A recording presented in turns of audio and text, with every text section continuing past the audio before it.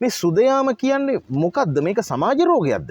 ලිංගික ක්‍රියාවලිය කරනකොට දැවිල්ල සංවාසය යෙදෙනකොට වැඩිපුර මේ තෙත්වීම ඊළඟට සුද යෑම නැත්නම් නිරෝගී කාන්තාවගේ දින 3යි තියෙනවා. දින 3ක් හෝ 4ක්. ඒ යනලේ රෙදි කෑල්ලක ගෑවුනාම සෝදා හරින්න පුළුවන් වෙන්න ඕනේ. කහට ගතියක් තියෙන්න බෑ. ඒ කිසිම වේදනාවක් වෙන්න බෑ මෙන්සස් මාස සුද්ධිය වෙනකොට. අතරමැදි කාලයේදී වෙන්නත් බෑ. දින 28ක්, දින 30ක්, දින 29ක්, දින 32ක් අතර කාල පරිච්ඡේදයක් තුළ වෙන්න ඕන. ඒක අපිට අවිල්ල කියනවා මේ අවුරුදු 17යි ඉස්කෝලේ යන්න හැලු එදාට දවස් දෙකේ තුනේ යන්න හැලු මේ බඩ අල්ලගෙන වේදනාව. තාම විශේෂිත ආයුර්වේද ප්‍රතිකාර නිෂ්ඨාවට සුව කරන්න දැනෙන්නේ නැති වෙන්න මෙන්සස් හදලා දෙන්න පුළුවන්. මුත්‍රාශයයි යෝනි මාර්ගයයි බුද්ධ මාර්ගය අවයව තුන එකට සම්බන්ධතා තියෙන නිසා සමහර වෙලාවට ඒවයින් තියෙන ආසාදන තත්වයක් නිසාත් එන්න පුළුවන්. සමහර වෛද්‍ය විද්‍යාවල මේක කියනවා දරුවන්ට ගණන් ගන්න එපා. සාමාන්‍ය දෙයක්. ඕක විවාහ වුණාන් පස්සේ අඩු වෙනවා. නමුත් යෞවනයාගේ දරුවන්ගේ කකුල් කැක්කුම් වෙනවා. කොන් දෙක කැක්කුම් වෙනවා. ධනිස් කැක්කුම් වෙනවා. ශරීරෙ කෙට්ටු වෙනවා. අම්මලා ඒක දන්නවා. අපේ දුවට ඇඟවුණු කරවා යනවනේ. ඔන්න ඕක වචන කියන්නේ ඒ කාලේ වචනයක්. රත්තු කැක්කුළු හොඳ රත්තු බත් වියලා පිට වෙන කැඳ වීදුරුවක් බොනේ. දේටු දිනපතා කැඳ වීදුරුවක් බීමත් අද්භේතක් වශයෙන්. ප්‍රේත පෙදර වලට හොඳ ප්‍රතිකාරයක්. මේ සුදයාම කියන්නේ මොකක්ද? මේක සමාජ රෝගයක්ද? මේක සුව කරන්න පුළුවන්ද? ආයුර්වේදයේ මේ සඳහා ඇති ප්‍රතිකාර මොනවද?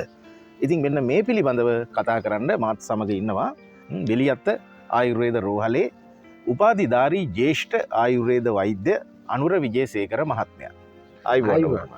වෛද්‍යතුමා දැන් බොහෝ කාන්තාවන් මේ නිසා අනේ මට සමාජ රෝගයක්වත් හැදීගෙන එනවද කියලා ලොකු බීතිකාවකට පත් වෙලා තියෙනවා. මෙවැනි තත්ත්වයන් ඇති වෙන්නේ සුදයාම කියන තත්ත්වයේ නිසාද, කාරණේ නිසාද, නැත්නම් මේක වෙනත් තත්ත්වයක්ද? මේකේ අපිට එකක් කියලා ඉතර කරන්න බෑ. රෝග රාශියක් තියෙනවා. එකක් තමයි ශ්වේත පදර ඔබතුමා කිව්වාගේ සුද යෑම. තවත් රක්ත පදර මේ රක්තය පිටවීම. ඊළඟට යෝනි මාර්ගයේ කැසීම, ලිංගික සංසර්ගයේදී දැවිල්ල, ඊළඟට ඒ ප්‍රදේශයේ බිබිලි තිබීම, දදයක් වගේ තිබීම, මෙන්න මෙවැනි ගොඩක් ආයුර්වේද වෛද්‍ය විද්‍යාව විස්තර කරලා තියෙනවා. අපි මෙතනින් මේ රෝග සමූහයටම එකින් එකට වෙනස් ප්‍රතිකාර තමයි තියෙන්නේ. ඔබතුමා අහපු ප්‍රශ්න සමාජ රෝගයක්ද, සාමාන්‍ය රෝගයක්ද කියලා බලා ගන්න අනිවාර්යයෙන්ම තමන් යෞවනියන් රෝග පරීක්ෂාව සඳහා පැමිණිය යුතුයි. මොකද රෝග පරීක්ෂාවකින් පස්සේ තමයි ඊට අදාළ හේතු හොයලා බලලා ඒ හේතුවට නිෂ්ඨාවටම ප්‍රතිකාර කරන්න පුළුවන්. මෙතන අපිට ඇවිල්ලා තියෙන ගොඩක් විවාහ වෙච්ච අයක් කෙනෙක් නම් තමගේ ආසාව අඩුයි. ලිංගික ක්‍රියාවලිය කරනකොට දැවිල්ල, සංවාසය යෙදෙනකොට වේදනාව, වියලිභාවය. ඒ වගේම පාසල් වියේ ළමුන් අවුරුදු 12 සහ අවුරුදු 18 වගේ අතර කාලය දී වැඩිපුර මේ තෙත්වීම, ඊළඟට සුද යෑම නැත්නම් ශ්වේත පදර ප්‍රධාන මාතෘකාවද? ප්‍රධාන මාතෘකාව. ඒ වගේම අනිත් කාරණාව තමයි සාමාන්‍ය නිරෝගී කාන්තාවගේ ඒ ප්‍රජනන පද්ධතිය නිරෝගී වෙන්න ඕන. ප්‍රජනන ඉන්ද්‍රිය පද්ධතිය. මාසික ඔසප්පීම නිරෝගී කාන්තාවගේ දින 3යි තියෙනවා. දින 3ක් හෝ 4ක්. ඒ යනලේ රෙදි කෑල්ලක ගෑවුනාම සෝදා හරින්න පුළුවන් වෙන්න ඕනේ. කහට ගතියක් තියෙන්න බෑ. ඒ වගේම සහාවෙකුගේ රුධිරය හා සමාන වෙන හොඳ රං පැහැති ලේ වෙන්න ඕන. ඒ කිසිම වේදනාවක් වෙන්න බෑ මෙන්සස් මාස සුද්ධිය වෙනකොට. ඒ වගේම අතරමැදි කාලයේදී වෙන්නත් බෑ. දින 28ක්, දින 30ක්, දින 29ක්, දින 32ක් අතර කාල පරිච්ඡේදයක් තුළ වෙන්න ඕන. මෙන්න මේ කියන නිරෝගී ලක්ෂණ ටික වෙනස් වුණොත් සමහර දරුවෝ අපිට ඇවිල්ලා කියනවා මේ අවුරුදු 17යි ඉස්කෝලේ යන්න හැලු එදාට දවස් දෙකේ තුනේ යන්න හැලු මේ බඩ අල්ලගෙන වේදනාව. ඉබොස්ස ගන්න බැරි කැක්කුම. මෙන්න මේ සඳහා ඉතාම විශේෂිත ආයුර්වේද ප්‍රතිකාර නිෂ්ඨාවට සුව කරන්න දැනෙන්නේ නැති වෙන්න මෙන්සස් හදලා දෙන්න පුළුවන්.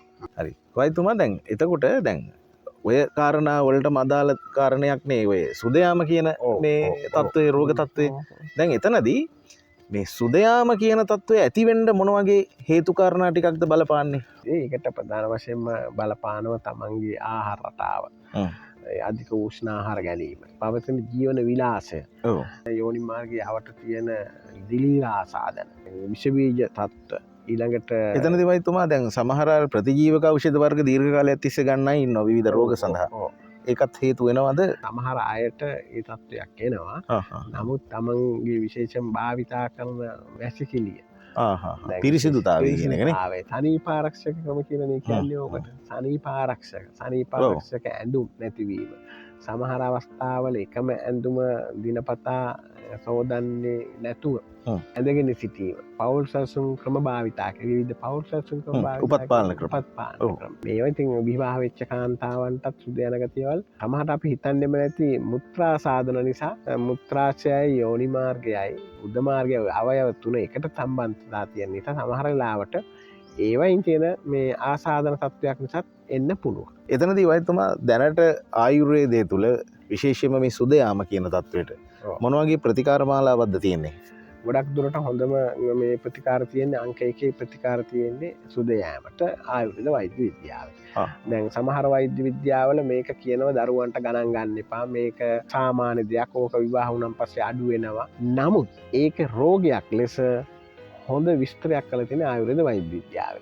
මේ සුදයෑම නිසා ගොඩක් දුරට මේ අවුරුදු 18 19 17 වෙන යෞවනයන්ගේ දරුවන්ගේ කකුල් කැක්කුම් වෙනවා. කොන්ද කැක්කුම් වෙනවා. ධනිස් කැක්කුම් වෙනවා. එතකොට ඒකනේ ශරීරෙ කෙට්ටු වෙනවා. අම්මලා ඒක දන්නවා. අපේ දුවට ඇඟ උණු කරවා යනවනේ. ඔන්න ඕක වචන කියන්නේ ඒ කාලේ වචනයක් ඇඟ උණු කරවා යෑම. ඇඟ උණුවා කරනම අපේ පැරණි මව්වරු දන්නවා මේක මේ ඇඟ කෙට්ටු වෙනවා කියලා. ශරීරය අපේ ආයුර්වේද කියන ඕජස් ඒ කියන්නේ ශරීරයේ පෝෂණ පැත්ත බර කොටස් තමයි යනවා කියලා කියන්නේ. ආයුර්වේද විස්තර කරලා තියෙනවා. අපි ගත්තන් පස්සේ කුෂ්ඨානුක චූර්ණය. ඊළඟට ගෙදර දොරේ හොඳ භාවිතා කරන එකක් තමයි මේ රත්තු කැකුළු හොඳ රත්තු බත් වියලා පිට වෙන කැඳ වීදුරුවක් බොනේ. දේට උදේ දිනපතා කැඳ වීදුරුවක් බීමත් අත් බෙහෙතක් වශයෙන්. බේත පෙදර වලට හොඳ ප්‍රතිකාරයක්. ඒ වගේම තවක් එකක් තමයි මේ අට්ටික්කා පොතු, අලු කෙසෙල්ලාල, දිමුල් පොතු, අශෝක පොතු මෙන්න මෙවැනි ඒවා තාමත්ම හොඳ ඖෂධ. දැන් අනුර විජේසේකර වෛද්‍යතුමා කොහොමද මුණ ගැහෙන්නේ කියන ප්‍රශ්නය කාන්තා ඔබට ඇති. වෛද්‍යතුමා දැන් ඔබ මේ දකුණු පළාත විශේෂයෙන්ම නේද දකුණු පළාත මුල් කරගෙන වෛද්‍ය මධ්‍යස්ථාන විශාල ප්‍රමාණයකට එනවා. දැන් මෙතනදී මේ සුදයාම ඇතුළු කාන්තා රෝග සඳහා විශේෂ ප්‍රතිකාර මධ්‍යස්ථානයක් තියෙනවද මේ අතර? ඔව් අපි එක රෝග සඳහා විශේෂ ප්‍රතිකාර මධ්‍යස්ථාන තියෙනවා. සුදයාම සඳහා ප්‍රතිකාර මධ්‍යස්ථානයක් විශේෂ වශයෙන්ම කාන්තා රෝග අම්බලන්තොට ආලෝකා ෆාමසිය ලංකා බැංකුව ඉස්සරහා අනිත් කායක තමයි රන්න රුහුණු මෙඩිකයා චැන්ලිං සෙන්ටර් බ්ලූ කොස් හොස්පිටල් රාජගිරිය පිහිටි බ්ලූ ක්‍රොස් හොස්පිටල් රාජගිරිය සම්පත් බැංකුව ඉස්සරහා. ඒ වගේම මාතර ප්‍රදේශය අකුරැස්ස ආදී ගාල්ල ප්‍රදේශ ජනතාව වෙනුවෙන් මාතර රුහුණු හොස්පිටල් එකට සම්බන්ධ වෙන්න පුළුවන්. ඒ වගේම වැල්ලවාය මොණරාගලාදී ප්‍රදේශවල ජනතාවට වැල්ලවාය සිද්ධාර්ථ සරණියට හමු වෙන්න පුළුවන්. ඒ වගේම ඇඹිලිපිටිය රත්නපුර බලංගොඩ කහවත් ආදී ප්‍රදේශ ජනතාවට ඇඹිලිපිටියේදීත් හමු වෙන්න පුළුවන්. ඇඹිලිපිටියේ ටෙලිෆෝන් නම්බරේ 071 787 1000 කියන අංකයට කතා කරුවොත් සම්බන්ධ වෙන්න පුළුවන්. හරි. දැන් මෙතන සමහරලාට කවුරුත් මේ අපේ ශ්‍රාවක පිරිස අහන් ඇති මගේ ටෙලිෆෝන් නම්බරෙත් මම මේ අවස්ථාවේ කියන්න. අපි ඒක තීරේ සඳහන් කරලා තියෙනවා. ඒක සඳහන් 071 82 11 672 071 82 11 672 කියන අංකයට ඇමතීමෙන් හමුවීමට පුළුවන්.